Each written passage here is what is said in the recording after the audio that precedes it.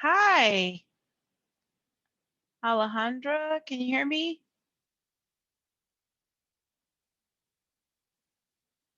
Oh, can't hear me yet.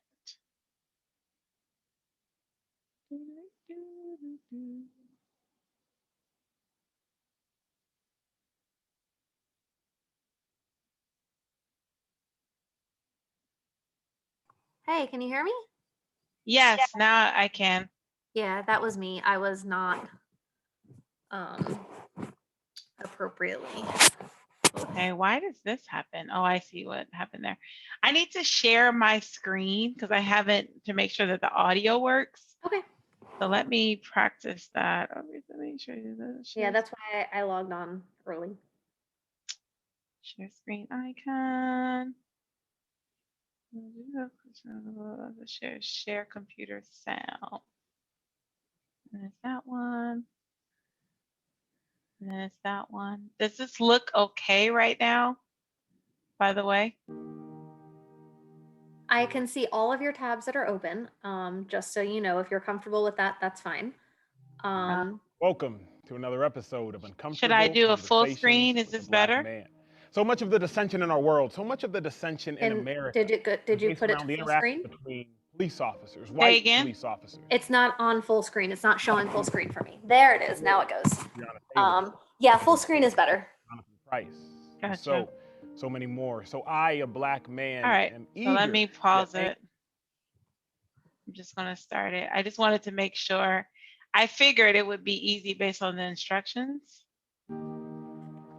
but Yeah.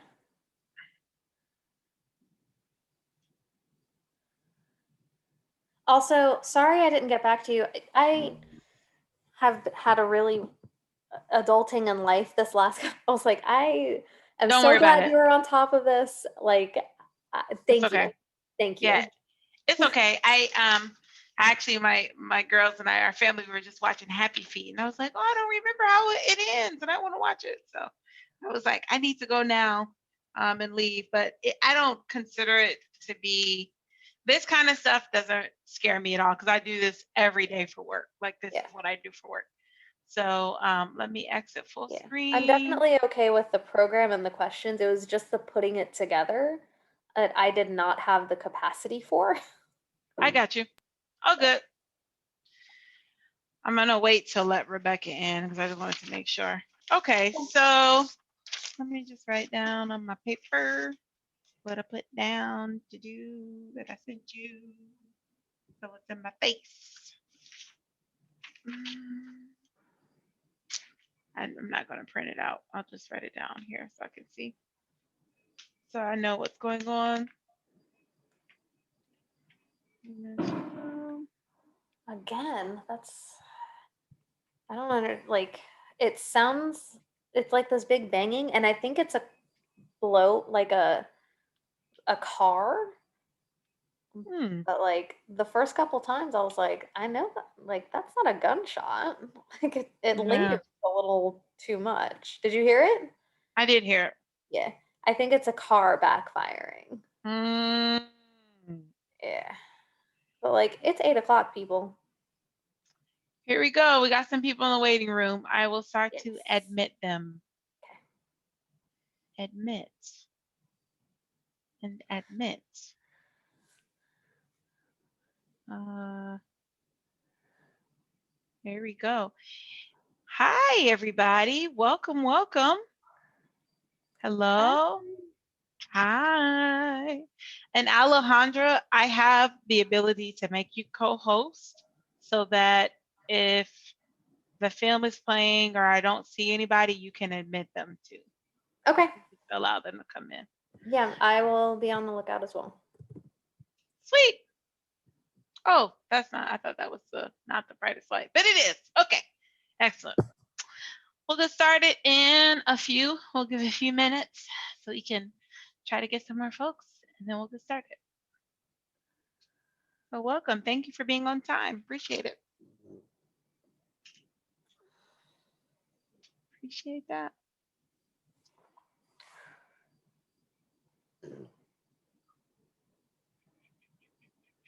Rebecca's still showing connecting to audio. I'm wondering. Let me text her, make sure. Yeah. See what's going on there. I will rename myself so people can kind of know. I'm the VPGA. That probably is smart. And hi, Kristen. I know you're there, even though it's okay. You don't have to turn on screen or anything. I'm saying hello to everybody that's here. Hey, yeah, I'm in line to pick up my daughter. So I'm like, driving. I get it. So no worries. No worries. Okay. Yeah, I don't know why it's still showing Rebecca is connecting. I don't know. I don't know either. I messaged her to make sure she's good. Okay. Could just be there she goes. Okay. Hi. Hey, Hi. sorry, I logged in and I was just like dealing with the kids and yeah. It's okay, no worries. We just didn't know if it was on our part because it kept saying connecting to audio, and they were like, "Is something wrong with our connection?" To her? Sorry. Good to see y'all. Good to see you. All right, is that Crystal? Is that the name there? Hi. Yes, it's Crystal. Hey, how are you? I'm good. How are you doing?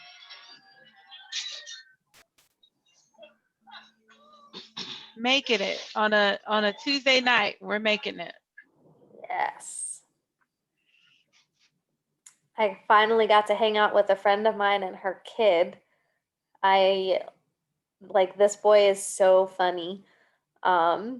He's 14 months now. He's starting to shuffle his little feet.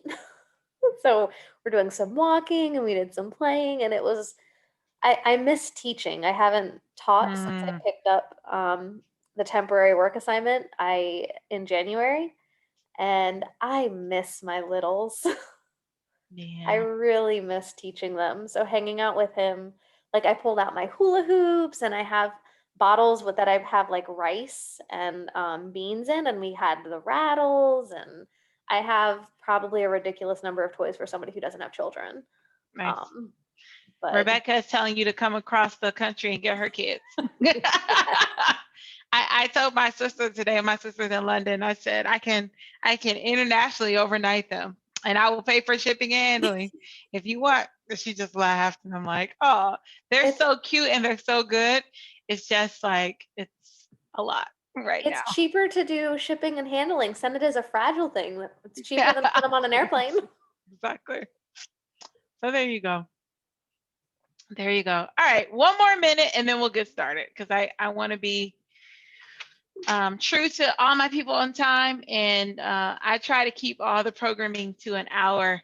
I have learned from work, especially in virtual events, that people start to at like not even at an hour, at like 45 minutes, people start to go log off. So I'm gonna try to be honest with your time, and we can share. All right, so let's get started. Hello, my name is Margie Lee. For those that don't know me, I am the current VPGA for TNX, State and Uzai, Multicultural Sorority Incorporated. And I am co-hosting this event today with Alejandra. Alejandra, you want to say a quick hello? Yes. Hi, everybody. I am Alejandra O'Connor. I am the Mid-Atlantic Regional Director, and I am very excited for this program. Margie has these wonderful ideas for national programming, and I'm really excited to be able to be a part of it. Awesome. Thank you. Thank you. So I actually, I have read the book Uncomfortable Conversations with the Black Man by Emmanuel Ancho. It's actually an audio book, so I listened to it. And I also heard his conversation with Bené Brown. If you haven't heard it, it's a podcast episode. It was really good. and it talks a lot about the book. But he started this web series really after everything that happened in Minnesota with George Floyd. And there are several different topics. And I also like to kind of model. I'm going to be a little bit more chill because we're in our TNX family, but like this is an event that can easily be replicated in different regions, right? And even externally as well, because it's set up where it's so easy to get to. It's free and YouTube. You can watch it and then have a discussion. So that's what we're going to do tonight. We're going to watch one of the episodes where Emmanuel Ancho sits down with I'm going to say it wrong, but Petaluma, I think it is, Police Department. And he really talks to them about their roles as police officers, especially with all the heightened, I will say, not new, but heightened racial injustice that has happened within the last year. And, what are their thoughts about that? So it's about 20 minutes, 22 minutes or so, the video. And then I want to, after we watch it, we'll have some initial reactions. Just what are your thoughts about the video? And then I have some questions, but we'll open it up for a brief discussion. And I do hope that we'll end within the hour. All right, sounds good for everyone? Awesome. Okay. All right, let's see if I am tech savvy enough to do what I need to do. Here we go. Share sound, share. I'm gonna put that as a full screen. All right. All good. Gentlemen, gentlemen.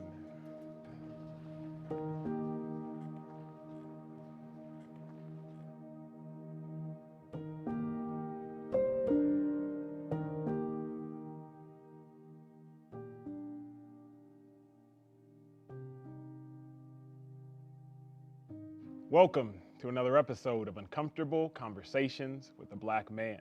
So much of the dissension in our world, so much of the dissension in America is based around the interaction between police officers, white police officers, and black people, whether George Floyd, Breonna Taylor, Jacob Blake, Jonathan Price, and so many more. So I, a black man, am eager yet anxious to be joined by the Petaluma Police Department for the first time with a live audience of lieutenants, officers, and administration. Now, out of an abundance of caution, we have all been COVID tested within the past 48 hours. I know so many of you were wondering, Emmanuel, why Petaluma? There isn't a notorious black violence with white police officers. And to that, I simply submit, we weren't talking about Kenosha until after Jacob Blake was shot. We weren't talking about Wolf City, Texas until after Jonathan Price lost his life to a man in uniform. I fervently believe that an ounce of prevention is better than a pound of cure. So that's why I'm here. Joining me on stage is Ryan McGreevy, Brendan McGovern, Garrett Glaviano, and John Antonio. Gentlemen, how are you? Doing great. Thanks for having us. Of course. Now, let's get uncomfortable. Ryan, when was the last time you had black people over at your house for dinner? Well, it was before COVID, I can tell you that. I don't know. I couldn't tell you. Yeah. Yeah. And I'd ask you the same question. Well, like, when was the last time you sat down just to have a conversation with a group of black people, Garrett? I can be honest with you, I don't know that I've ever had a conversation with a group of black people. Yeah, I would say that proximity breeds care and distance breeds fear. Proximity breeds care and distance breeds fear. And I think one of the issues in our society is there's not enough proximity between people who don't look like each other. And because there's not enough proximity, there's a lack of care or lack of empathy. And there is a heightened amount of fear. When you see the things occurring in our world, like what happened with George Floyd, a black man losing his life to these white police officers. When you first saw that video, what went through your mind? I mean, I felt sick. It's difficult to have to show up and know that we get paid to do this, and then having to see what people see on TV, and they don't necessarily see the person, they just see the uniform, and they associate that with us. So every time I see something like that, I know that I'm about to get bombarded by phone calls and text messages about why did this happen, what's going on. Ryan, let me go to you. Is there enough accountability in the police force when mistakes happen? Are they held responsible? That's tough to answer on a national standpoint. I mean, if you look at George Floyd incident, that officer was terminated, arrested, charged like immediately, which I think is appropriate, right? So in that regard, obviously it's a tragic incident, and you hope that that doesn't happen. I would say that just generally speaking, yeah, there probably is some issues with officer accountability throughout the country. What does justice look like to you in these situations? I think justice looks like decisive and equal punishment. The issue at hand, I feel like, is that the punishment for officers doesn't necessarily match the crime. If you are caught in a doctor's office and there's malpractice and someone dies, they'll be disbarred. It's not like, well, I need to know this, I need to know that. It doesn't fit. Whereas instantly, especially right now, when we see so many things going on with excessive force over black people, we're instantly like, well, look at his criminal history. Well, he didn't graduate from college. Well, he lied back in 7th grade. It instantly goes to character defamation. Let's see if we can protect the people in the badge. So justice for me just looks like a punishment that fits the crime, because there's always that phrase, who's gonna police the police? And right now the answer has been no one. Brendan, when you see a life or death situation occurred, a death situation occurred on the job, how hard is that to recover from? Whether it's just your knowledge of someone who may have been involved, or if you've personally been involved, how hard is that to recover from emotionally, psychologically? It is incredibly difficult to recover from. Even from that standpoint, I've been doing this for 13 years, I've been in situations, not obviously identical to that, but similar, that's never, ever gonna leave their mind. It's gonna change the outcome of everything they do from this point on. I mean, there are situations where we'll arrest people and they'll die later, and you still, it's your attachment. You brought them to this point, and from my own personal incidents, it's changed me for the duration of my life. I don't ever see it going back. John, you retired from the police force. Do you think that you can ever become desensitized to death wearing a badge? I've thought about this, and I think you feel like you're in control when you're a police officer, but then you don't have control. That's when it really affects you, and obviously kids. Before I had kids, I don't think I would have been affected as bad, but no, I mean, we're human. We don't change and get in our locker at night and sleep there and then jump out, you know? A lot of people think that, you know, yeah. So. Brendan, would you say that there is a difference, especially in a city like Petaluma, which is less than 1% black, in how you or those you know approach a situation when it is a black suspect versus a white suspect? Yes. We deal with white suspects frequently. We deal with black suspects frequently as well. But when I show up and I do hear, say, black male adult, a part of me knows that the public's perception of what is about to take place is going to be much different than if he got described, you know, saying stealing a beer from a 7-Eleven as opposed to you stealing a beer from a 7-Eleven. I already know that twice as many eyes are going to be on me when I contact you as opposed to him. So does that change how you treat the situation because you know that it is a more delicate situation? Yes. I have, you know, the rules that I go by, my morals, my ethics. It's not going to change the way that I necessarily talk to you or order you around. I might choose my words differently. I might choose the way that I handle myself or approach you differently, because I don't want to seem like the giant white officer trying to, you know, force myself upon the black male suspect that the public wants to see, because we film ourselves, obviously, but I know that someone's going to be filming the interaction, so I'm going to be choosing the way I react differently. Brendan, let me ask you, how do you deal with the pressure of knowing you have to be perfect? They want us to be perfect. I don't necessarily see that we can show up and be perfect. We get that domestic violence call, we know that there's a man and a woman, and then we show up and, you know, the woman's not wearing clothes and the man is, you know, holding a baseball bat. We have to make too many decisions for me to be able to say that everything we do will be the perfect way that we do it. John, you coach high school football now. Yes. But now that you don't have to don the uniform on a daily basis, do you feel a weight lifted off your life? 100%. When I finally was done, I was so like relieved. I actually started sleeping again, started going to the gym again. I mean, I'm so glad to be out of it. And I feel bad because I feel like I should still be there with your teammates, you know, and it's like going down, getting injured in a game and not being able to help your teammates. But I'm happy about being out of it, yeah. Nick, if I may ask you from the audience, you are a traffic officer. Is there anything that you would want to communicate or feel the need to communicate based off the fact that racial tension does in fact exist currently in America?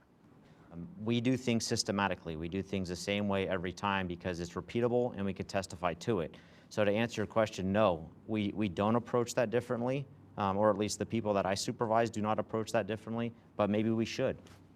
I've dealt with situations, I'm sure others in the room can speak to this as well, is we show up on scene with a person of color and we're immediately hit with, you're only stopping me because I'm X, right? And it becomes a barrier to communication because we may be there for, you know, a legitimate purpose. How do we disarm that? How do we get around that? It's a really good question. When you step onto the scene as a black man, obviously I'm just going to be upset that I'm being stopped in the first place. But I think it's just a matter of maintaining the composure, maintaining the calm, and continuing to assert exactly why it is that you are there. If we could do a better job of disarming, then we wouldn't have to worry about discharging. And I think that's where we lack. There's a communication barrier. And I always say this, that's why I'm so eager to talk to y'all from Petaluma. If you don't grow up around something, then you're not really going to know how to communicate with that thing. And it's not the same. Communicating with a white cultured person versus a black cultured person is different. I would submit that 90% of black people in the last 5 months have gone through a tragic experience. We all have in witnessing the murder of George Floyd. But it is different for black people because they can literally see themselves as that person. You can't fix a problem you don't know exists. I'm letting you know it exists. So now let's just all work to fix it. I have a question. Do police officers make you nervous? Heck yes. Now, what if it was a black police officer? Nah, it's different. So black people often navigate white spaces as a foreigner. As I sit in this room, I'm one of 3 black people in here. You sit in this room and you're one of 35 white people in here. It's natural for you. Yeah. You're home. Whenever I walk into a room, a restaurant, church, anywhere, I'm looking for black people. Just in case something pops off, it's like, okay, we here. Me and you, like we're together. Because so many black people in life have probably gone through some sort of struggle, there's an instant connection. It makes you relax a little bit more. Or, Yeah. I mean, you're still dealing with a cop, so you're nervous naturally. But it's if I can now be honest, I see he's black before I see he's a cop. Right. I see you all are cops first. Nick, I'll go back to you. How do you feel when you hear the phrase Black Lives Matter? Black lives do matter. We need to pay attention to some of the injustices that have happened over, you know, the last 100 years and beyond. Where Black Lives Matter becomes confusing is when it becomes very divisive. Right now, in the midst of a political election, there's questions on whether Black Lives Matter is a social movement or is it a campaign. And I think when we pass the November elections, I think we need to focus on continuing it as a movement so we can create a successful outcome. Because if it ends on the election, then it was just a campaign. You have something, I know. Yeah, I mean, so the blue Lives Matter flag, right? The blue line, either on a flag or just black, blue, black, has taken on kind of a life of its own. Politically, currently, it's obviously flying on one side of the political boundary as opposed to the other. So when you see that, what do you see? I feel frustrated because I feel as though the agenda is being moved. Here's what I mean by that. To say any life matters is to assert that we thought that life didn't matter. So to say that blue lives matter would then assert that historically we've acted as though cops' lives don't matter. Whereas black lives matter, historically, we have literally acted as though black lives don't matter. All men are created equal.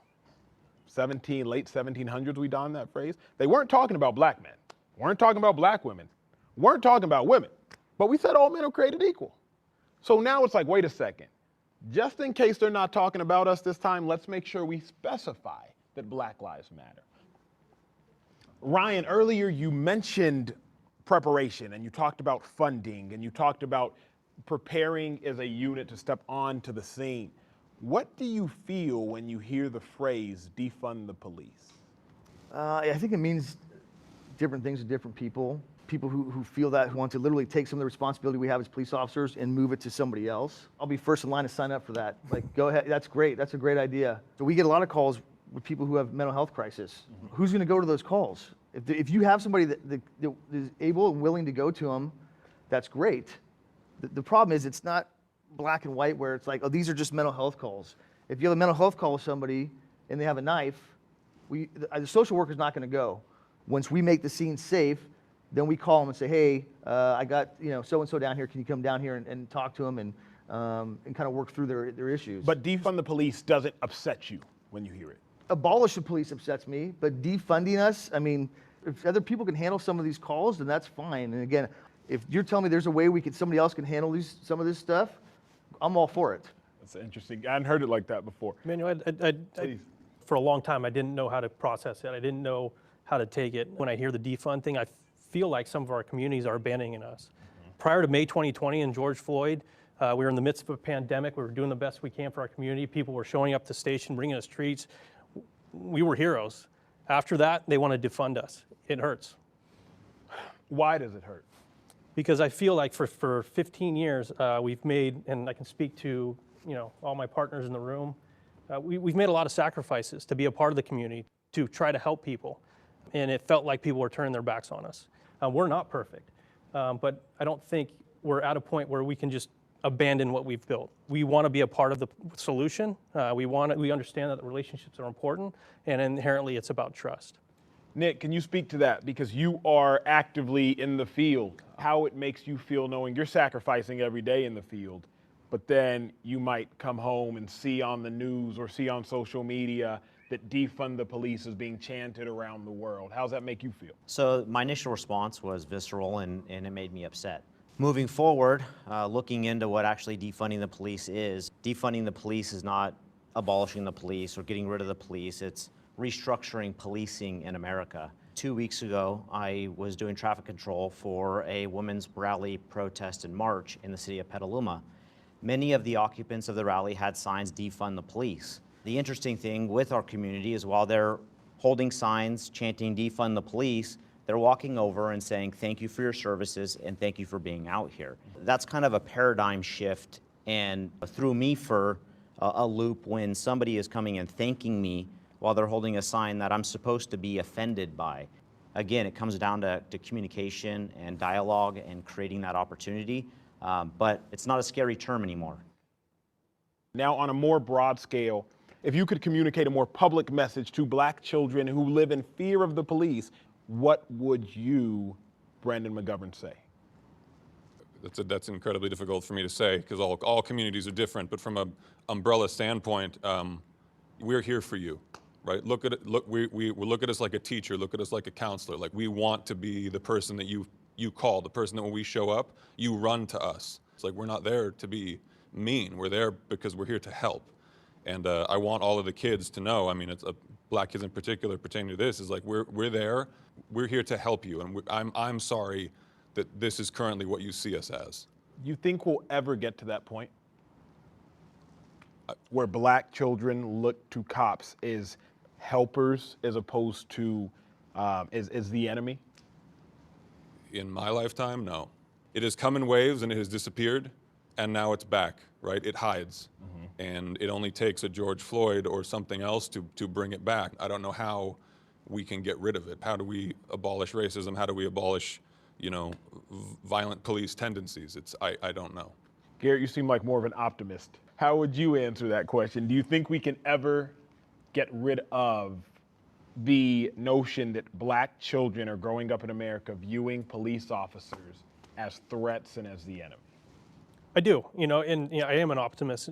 We're completely bombarded in the media with some of these incidents that are happening are terrible, but that's not the overwhelming majority of the police contacts that we have throughout the community. For example, last year we had 60,000 calls for service, 2,000 arrests, and only 48 of them resulted in a use of force. So what the reality is that we're having a lot of positive interactions with people every day. It's just how do we portray that? How do we get it out there to let people know that that is in fact the case? There is going to be unfortunate incidents. I don't think we're going to get away from that. It's just how we deal with those when they come up. That's good. I think people underestimate the fact of just because y'all are in uniform does not mean that y'all are not human. Yes, y'all are held to a higher standard because y'all are the front-facing aspects of the government, but y'all are not exempt. You brought up a question earlier about the black kid running up to the white police officer, right? I want to be the person that somebody comes running up to, high fives, looks forward to guidance and so forth. How does a white officer in America bridge that gap so that a black juvenile will look to them as a role model, as a person that is positive in the community? That's a really good question. I think first you do it on an individual level. That has to permeate society. There's a reason whenever you see a cop playing a sport with somebody in the neighborhood, the video goes viral. Because it's like a far-fetched idea. Bad news sells way better than good news. We don't do a good enough job collectively as a country is letting the good news resonate. So you do it on an individual level until it begins to become a societal thing. Because all it takes is one George Floyd situation to undermine the entire situation. John, what would you say this dialogue has done for you? I think it's opened up a different perspective of maybe what certain people might feel or the way they look at police officers, really. I think that they will see that we're human.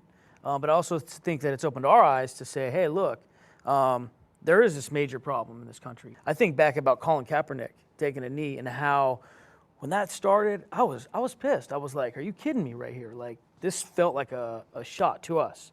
And then as things progressed and you started seeing things in the country, it wasn't until I just watched a movie, it's called Chicago 7, I don't know if you've seen it, that it clicked in my mind that that's not a shot at me, that's a shot at the system. Mm-hmm. Yeah. Brennan, what would you say the conversation has done for you, the dialogue? I wish we could have this conversation with anybody who wants to. And I hope that obviously in this venue that people see it and they realize that, hey, if they want to come talk to us, they can. We can't be part of the solution if we're part of the problem. So you bringing us on here has at least, opened a door. Garrett, how would you say it's if it all opened your eyes? Yeah, I think gaining some situational awareness, and when you talk about how we're perceived by black people when we show up on scene, having an understanding of the difference there is very important, can lead us to removing some barriers to communication, which ultimately we want to have. Yeah. Gentlemen, all I have to say is thank y'all. Thank y'all for your service. Thank you for the dialogue. Thank you for the conversation. Thank you all, men, women alike, for listening. I think that this is what we need more of. And thank y'all for tuning in to another episode of Uncomfortable Conversations with the Black Man. If we are going to achieve racial reconciliation in our world, it starts with our police officers. It starts with our black men and women. It starts with white people, black people having conversations and coming together for the betterment of the world around us. We'll see you next time.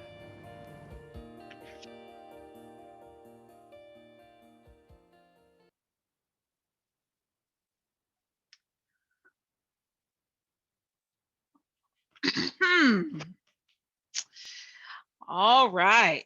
It's a lot of stuff in there to unpackage. Okay. I was looking, I saw some chats coming up and I wanted to see, but I was like, I can't hit exit the screen. Yes. Okay, good. So some of you have put in some of your initial thoughts in there. Let's take a moment to just talk about initial reactions, initial thoughts. If anybody wants to share anything verbally or put it in chat, let's do that first. And then I have some questions I want to hit on.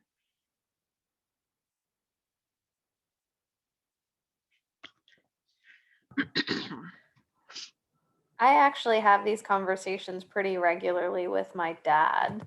Mm. I grew up in the Marine Corps and I've always, because I was around uniforms from a very young age, I was always very comfortable around people in uniforms, and extrapolated that to the police.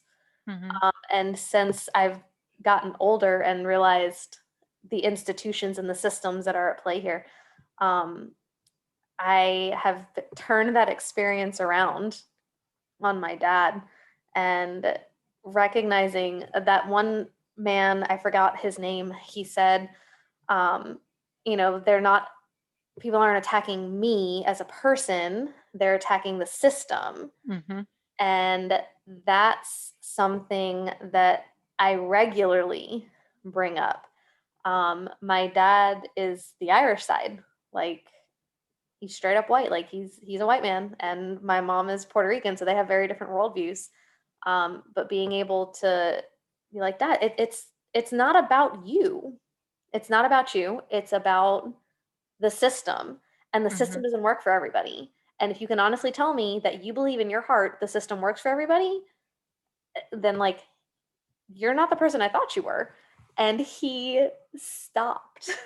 And we haven't revisited the conversation since. It's been a while. Mhm. But he processes. He's an internal processor in a lot of ways when it comes to new information, and he has to go and do his own research and all of that. So I imagine this will continue. This conversation will continue, but I have had these exact conversations at the kitchen table. Mhm.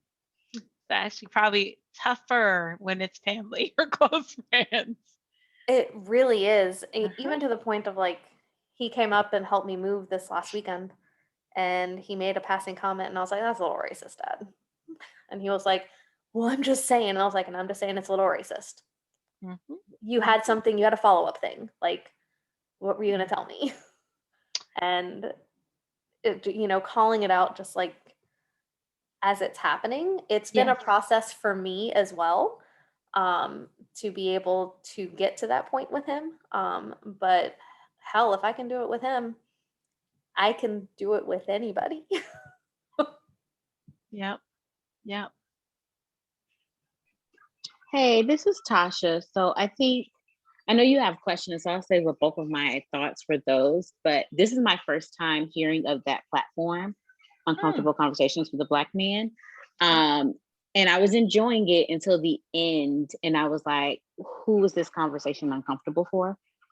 Because the cops present looked very comfortable. And I think that there were opportunities that the moderator, maybe by design, but didn't push as much as I would, as a Black woman, would have wanted him to, especially with one of the closing comments about, you can't be a part of the solution if we're part of the problem. And in my head, I'm like, but like you change your position. I can't change your position. You know what I mean? Like I can't pick you up from where you are and put you into the solution. Like you have to move your legs. And so like, it was in that moment, I was like, maybe this wasn't as uncomfortable, or how much of this conversation did the people who were supposed to be uncomfortable, quote unquote, manipulated or moved it. And so has me looking at it through a different lens.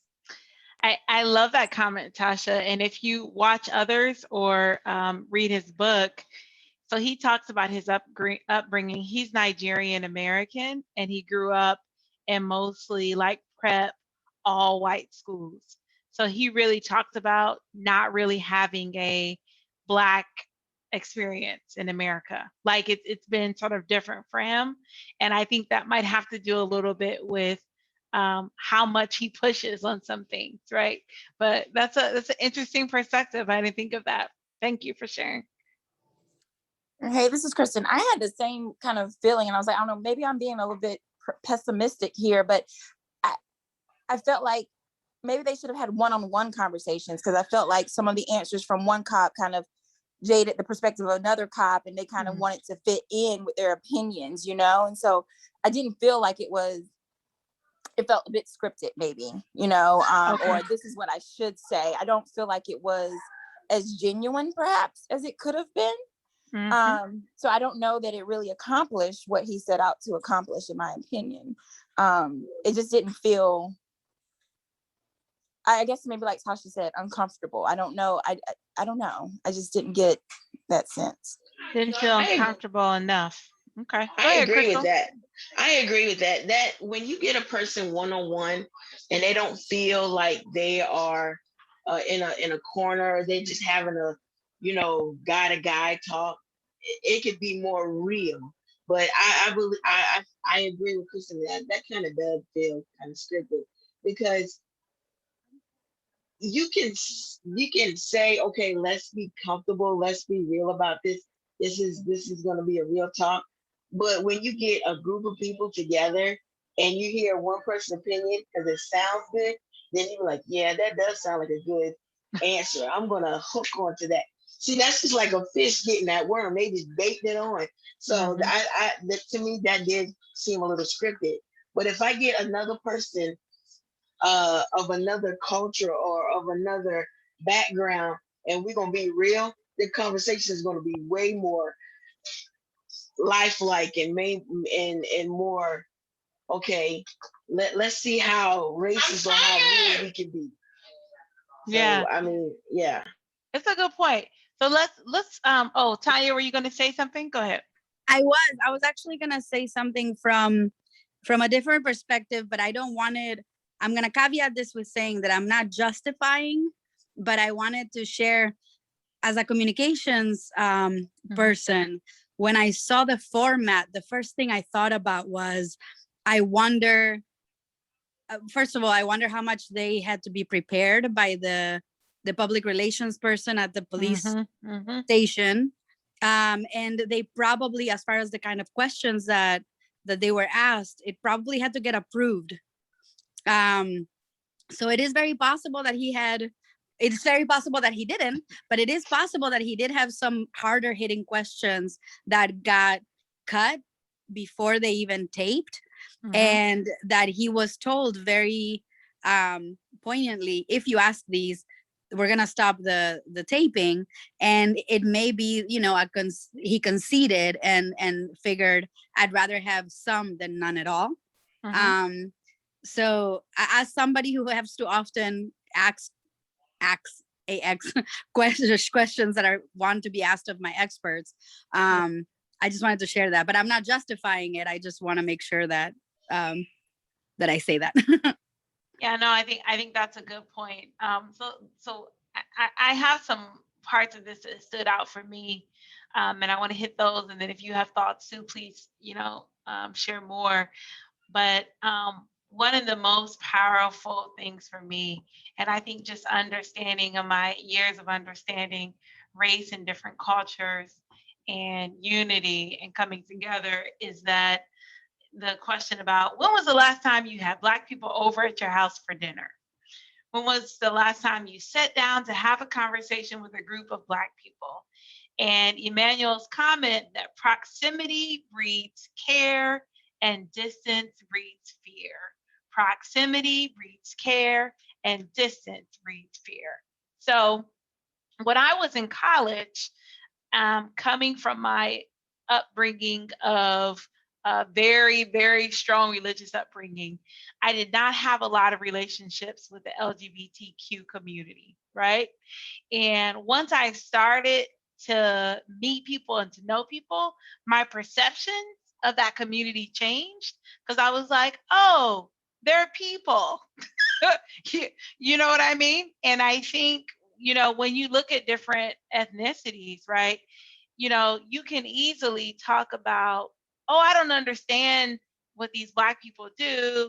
And I don't understand until, you have Margie as a friend and Margie and she's Black and you're like, oh, well, that might change my whole thought system there. So that stood out for me. Anybody have any thoughts about that? I loved his quote about the distance, the proximity.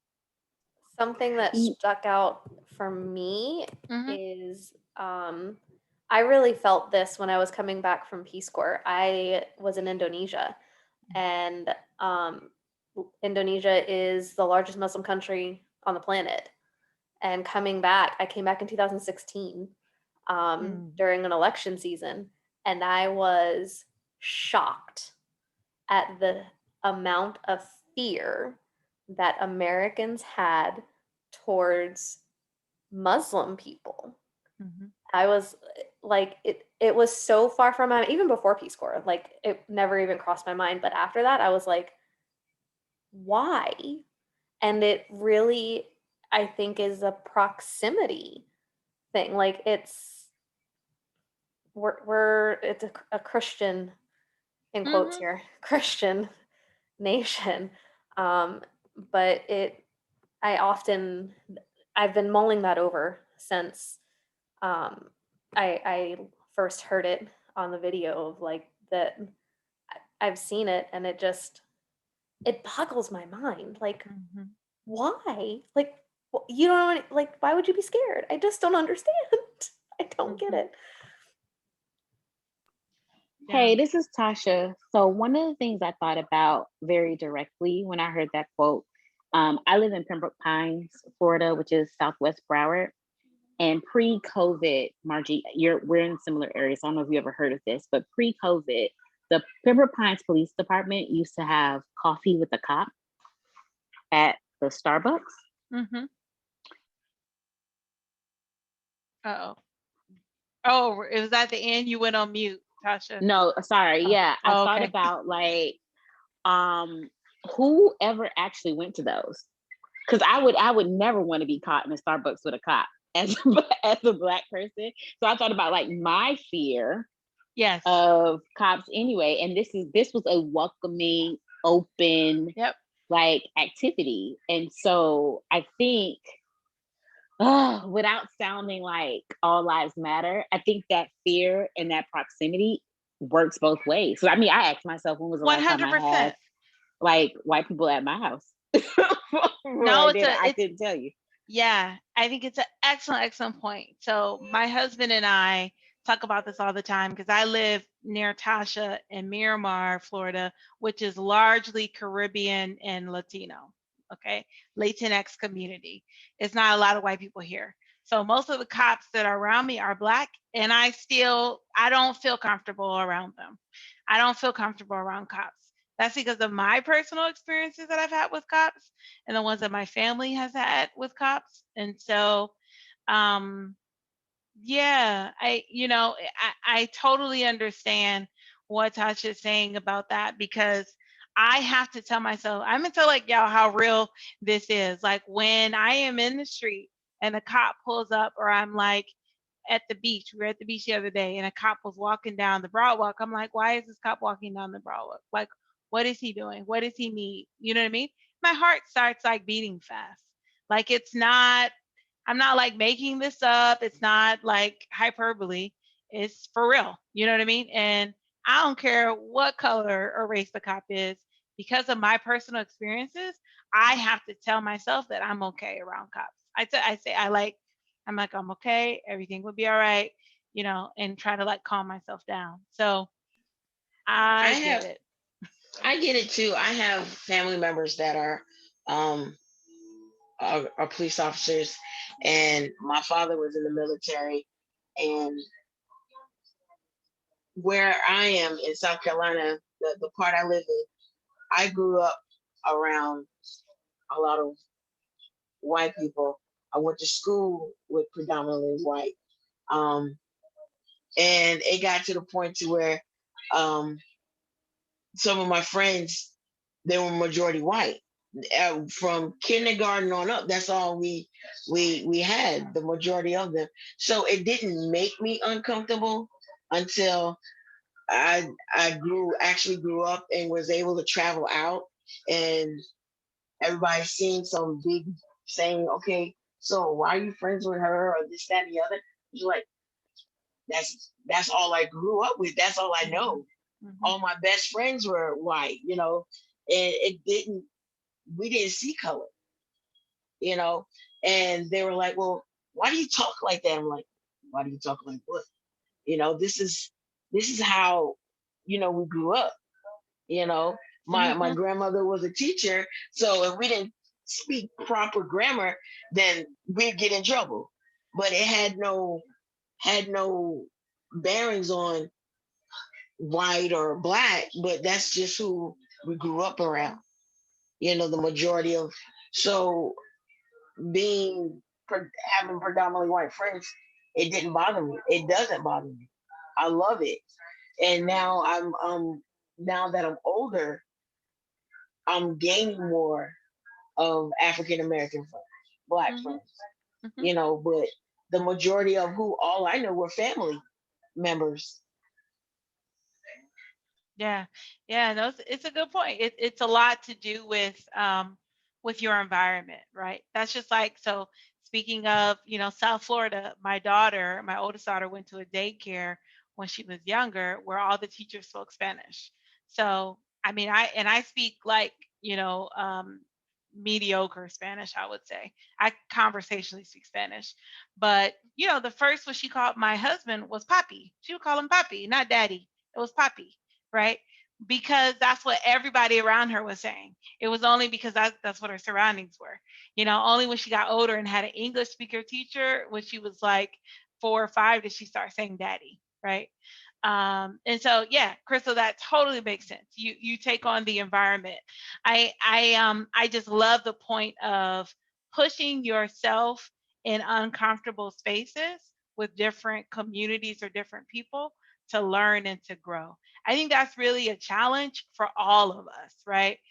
With whatever that may be. Maybe it's a race, maybe it's ethnicity, maybe it's an age, right? Maybe it's a language barrier, you know, to have that experience to say, oh my gosh, I'm in a room where I'm the only person that speaks English. It's quite telling when it's reversed in and you see someone having that experience, because then you can relate, you know? So just keeping in mind that. Other thoughts, Kristen? Yes, I was gonna say that, so not only does proximity uh develop, I can't remember the exact words, care, but understanding, right? It's the Yes. understanding that then turns into the care, because you have to, like you were just saying, put yourself in somebody else's shoes in order to be able to foster that care. So and I had another point, I've lost it. um oh, we say it works both ways. I want to say it works always, right? And you were just pointing this out. It's not just between the cops and the black person, or the black person and the cops. It's in all directions, as Alejandra said, right? Even with that other, the LGBT, no, who was it that said that? The I said LGBTQ, that. I said yes, that. Margie, the Yeah. LGBTQ community. It works in all directions, that we have to put ourselves in those situations, those uncomfortable situations, in order to foster that care and understanding that it requires to bridge those gaps. Yeah. I think that's really, really true. Um, the one thing I do want to bring up too is when he was talking about, I don't know if anybody else does this, but my husband is white, so that's why I'm kind of giving these stories, these examples, because when uh, this is like our joke when we go anywhere and we walk into a room. Not now, but like pre-COVID, we would go somewhere and I am actively counting the number of Black people in the room. I'm like, oh, we went to a Garth Brooks concert. And I was like, there's 3 more of us, right? And I was just laughing at him, you know, because I'm like, yeah, I'm actively looking for that. I think it's just natural that we do that. You know what I mean? And we look for our community, our tribe, whatever that may be. Um, but just being cognizant of trying to navigate and be in a different space. And I think when Emmanuel said, when he said this like so hit my heart when he said, you know, this is a estimate, but 90% of Black people has had a tragic experience within the last 5 months. And oftentimes that might be emotional or mental. I am really noticing that more about myself during this pandemic, is that a lot of the times it's not like a physical traumatic experience, it could be an emotional or mental experience. And I think, you know, I think cops have to know that to relate. he kind of said that, but it's like, you know, you do have to come with a softer heart, I think, because of the history and because of the experiences that a lot of Black people have had. They're not going to think kindly upon police officers. And so that's just something to keep in mind. In order for them to come more softly, Yeah. that requires a level of vulnerability Yes. that people in power do not like to have. And this has been, in my own experiences as I'm confronting the racism around me, the people who are in the most power, they never want to be vulnerable. And I'm like, welcome. This is me. Right. Like, I'm gonna call you out in like a, that's a little racist, or like, let's do better.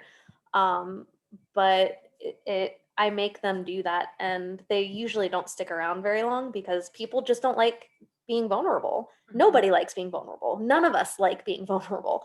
But if we're going to create a better world for people that come after us, we all have to be vulnerable, and we have to confront that power structure. And it's a daily thing. I try to make it a daily thing anyway, as I go through my life. I think the first step, though, in confronting that power structure is like naming things what they are. So like one of the things that bothered me the most in the video is when one of the cops was talking about when they know that they're like about to confront a Black person, that there's going to be extra cameras on them, so they have to act differently. And in my head, I was like, no, you act appropriately. So like I think cops, particularly white cops, have to recognize that you don't treat, it's not that you need to treat, it's not that you just need to treat Black people better, but you have to recognize that the way you treat white people is actually better than you treat Black people. You understand what I'm saying? So it's like the statistics show that heavily armed white men get arrested with no problems. You see? So it's like, but our Black men and our Black people are not. And it's not that you need to treat them differently. You just need to treat them appropriately. And I think words mean things. So if we say things how they are, then we get closer to actually confronting the power structures that are in place. That's correct, Mel. I was talking to my sister about that today, naming the things so that, microaggressions, appropriate behavior, naming it so that you're helping somebody see what's happening in the situation. And I know even sometimes you might not be able to name it when it's happening because you might be so frustrated. And I think that's okay. I mean, I would prefer like if you could name it while it's happening to do it, but if not, to come back and just to be clear on the action that was taking place. I think that's really true. And Tasha, when you said that, what flashed across my mind was January 6th. That would have been very different if the people would have been a different hue. End of story. Very different situation, right? So yes, act the same, as Kristen put in chat. Yeah. Oh, Rebecca, go ahead. Yeah, when y'all were talking about how, officers treat people differently and have to think about certain things and all that stuff, like it really reminds me of a situation of privilege that we experienced with someone trying to break into our house. So there was a white male trying to break into our house, and instead of the officers arresting him, sorry, my children are screaming at me. Instead of the officers arresting him, like they literally came up back to our door. Like, so he was right at our back door and he was walking around in our yard and he was like banging on the door and stuff. Oh my goodness. Ow, Sorry. Michael.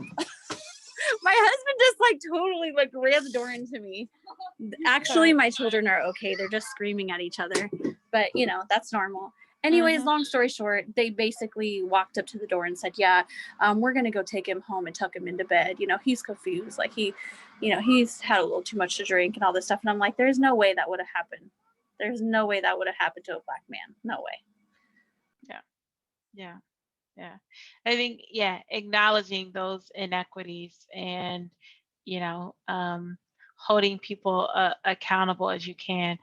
And I'll just say here, I think the best, steps into doing that is looking for what is happening locally in your community. So if your community has like community councils or advisory boards or different activities where you can interact with officers and like Tasha's coffee with a cop, right? If you feel comfortable enough going there and things like that, but having those interactions and developing relationships, I think starts to make that happen. So we got 5 minutes. One thing that I'll say to you guys that I did not know until last year, after George Floyd. My husband and I are Baha'is. It's a faith, a world religion, and we had a conversation with other Baha'is on a Zoom after George Floyd, and I was in a truly emotional state. So I couldn't really talk on the history of policing, but my husband did that. Look at the history of why the police were formed. If you look up the history of why the police were formed, you might be able to see some correlation over the years as to why communities view them like they view them. I'm not going to say it here because I want you to do your research if you don't know. But look at the history as to why police departments or I don't know, even unions, but police communities, why they were formed, because it speaks a lot to our country's history, right? So I just wanted to drop that in there. Wasn't there an article that recently got floated around the Theta News Eye interwebs about this? Or am I making this up and I found it by myself? Nope, it might have been. It Okay. might have been. It probably could have been. Yeah. But it's very interesting because like I said, I didn't know until I heard that, and I was like, oh, well, that explains a lot. It does indeed. All right, so some people are putting, thanks, Science putting some things in chat, and people are commenting. Okay, Eliza said, look at their uniform accessories, which is interesting too. I saw this. Yeah, I saw this Crystal. movie. I'm sorry, not to cut you off. No, it's I had saw this movie. It's about this little town in Florida. I can't remember what it's called, but they had oh my goodness, lodge members. Oh, I can't think of the name, but they were lodge members, and this white lady, she accused a black man of raping her. But this is a real town in Florida. Mm-hmm. And there was nothing but black people living in this community. And this white lady accused the black man of raping her when in fact she was having an affair with her husband. And what happened was she got caught, and this was during Jim Crow and like way but this was on this little piece of place in Florida, and a whole group of white men that were part of this lodge, Mason Lodge, that's what they were. They were Masons. They were black Masons and white Masons, and a whole group of white Masons started killing all the Black people in this town. It was like they all came together and just because of this one woman saying that a Black man raped her, which wasn't the case. But they didn't have policemen. They didn't, Rosewood, that's exactly what it was. I was like, that sounds like a movie. Yeah, I knew. Yeah, they didn't have any policemen. They had no policemen. They had no mayor, no nothing. It was just this little town. place. Yeah, this little town with nothing but Black people living in it. And so thinking about that and thinking what we have now, the weight doesn't seem any different. If it makes sense, because you have senseless killings by some police, and then you have no justice for the family members that are going through this. So the weight doesn't shift. It seems so similar. Do you rather have the police or not? Do you rather have a lynch mob or not? Do they seem the same or not? You see what I'm saying? It sounds so, the weight, it doesn't shift. It's not balanced. It's almost like it's balanced itself, but it doesn't make sense. So you're supposed to be for justice, but you're not standing for justice. What are you standing for? Yeah, I think that's an excellent point. And some people are putting in chat, there are a lot of stories of people being wrongly accused, being in jail for years, and also, I mean, if you just do a search, there's a lot of resources out now that really started to circulate a lot in June and July of last year around, Black people being massacred, right? The Tulsa, Oklahoma story is coming up now in its 100 years, right? In 2021, you got Emmett Till, the story about Emmett Till. I mean, there's a lot, so many. And so I think to the point that some of the cops said, it's not about, it is defunding the police, but it's a restructuring that needs to take place. Because what is clear is that as it is right now, it's not working well. And so the question is, can it be better? Right. And some communities have found ways for it to be better, and so I think that's why I think too, a lot of movements start locally. And they spread out. And so finding, what's connected locally, I think is a good point. Yeah. So Rebecca, if you send it to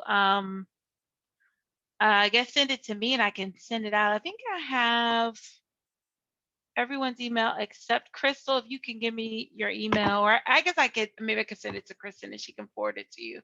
But Rebecca, if you share that PowerPoint with me, I'll get it out to everybody who's attended today. Yeah. Excellent. So I'll write that down. All right. So anything else that you need to say about this film, about policing, for the good of the order, to get off of your chest today? Please say it. We know the story about, the experiment about the Tuskegee. Yes. Yes. That's another wrongly unjust act. We all know what happened. They took poor sharecroppers and they just started doing these experiments, which they had the cure for it, but they wanted to see what was going to happen to them. They could have easily given them the cure for it, but they gave these men syphilis on purpose. On purpose. Like, we have been, and not to say that it's everyone or grouping everyone, but African Americans have been the, for lack of a better word, the brunt or the grunt of the mule part, been used for experiments, for slavery. We all know that. We have been tortured. We have been some of everything. Some of our ancestors would rather jump off the ship than to come and be a part of a nation that will put you under slavery. So we understand our history. Some of us realize and know where we're coming from, but we know the speech of Martin Luther King, he had a dream.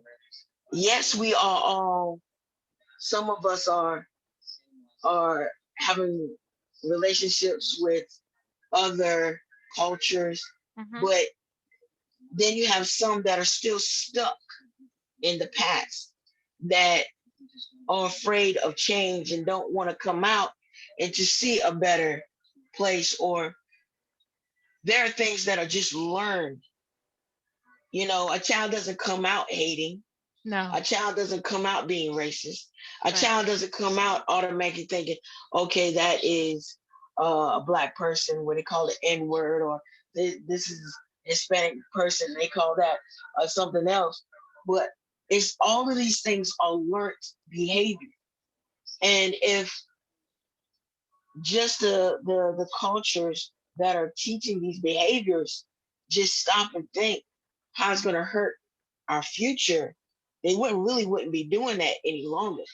They really wouldn't be taking that negativity seed and planting it into their children and springing another root of hate anywhere else, because it's destroying what I know God is trying to build, or God has built. Yeah, yes, it does make sense. And I think we all, you know, as Emmanuel said in the video, it starts at an individual way and it also then it spreads out. So I think, you know, now I'm gonna challenge myself, Tasha, because I don't think those are still happening right now with COVID. But let's say post-COVID, you know, there's coffee with a cop, right? With Miramar. And like I pushed myself to go, right? And go to Starbucks and just sit down with all the cops in Starbucks. Ooh, my little heart is beating out thinking about it. But you know, we each push ourselves to a point that we can, right? I think you also have to be mentally aware and back away when you need to back away. I have never watched the George Floyd video. After Ahmaud Arbery, I'm not watching any more videos of Black people getting injured or killed by cops. I just can't do it anymore. And so I made that choice for myself, and that's what I'm gonna do moving forward. So I think for you to be aware of what you can and cannot take, sometimes you need to back away. You know, sometimes you need to take a rest. Self-care is as important as justice, right? I can't, care about the community if myself is not really lifted up. And so I just want to keep that in mind and really think about, as you watch that movie, what can we do locally? I really do think locally, city, county wide, that can push things out. So with that being said, I really, really, truly thank you for taking an hour of your evening to join tonight. And I do hope that you look up Emmanuel Antos, look up those conversations he has, like about adopting interracial marriages, about faith, about it's so many topics that I think is an easy like copy and paste for programming, that you can have a conversation around. So I thank you all for joining tonight, and look for our event on Saturday. I had to think about it. So Saturday at 11 a.m., Zainab, who is a soror of ours, who's a career specialist, she is going to talk about how you can use TNX leadership to build up your resume. So we'll be talking about that as a professional workshop. And okay, yes, you mean the video of this recording? Kristen, what do you mean? I'm trying to. Sorry, see. no, the video to the one that we just watched, and or link to how we get the other Oh, one. yes, yeah. I can. Yeah. I'll send that in the link. Okay. I didn't know what you meant. All right. Yeah, No sorry. problem. Which PowerPoint is it? Your PowerPoint, Rebecca. Your Yeah. PowerPoint. Yeah. Hey, I had got bumped off, so I wanted to Oh, know I if was that's what like, you guys. Sorry. what is- I'm sorry. It's all good. No, yeah. When you send it to me, I'll send out the link to this uncomfortable conversations we just watched, and I'll send that out. All right. Yeah, that sounds good. And just so y'all know, it has a whole lot in there, and that's not even comprehensive. So just so you know. I believe you. Yes. All right. Thank you guys so much for joining tonight. Have a lovely, lovely evening and a wonderful night. Appreciate Thank you you. all, sorors. Night. Thank you for a great Thank program and you. conversation. Yes. Hold on.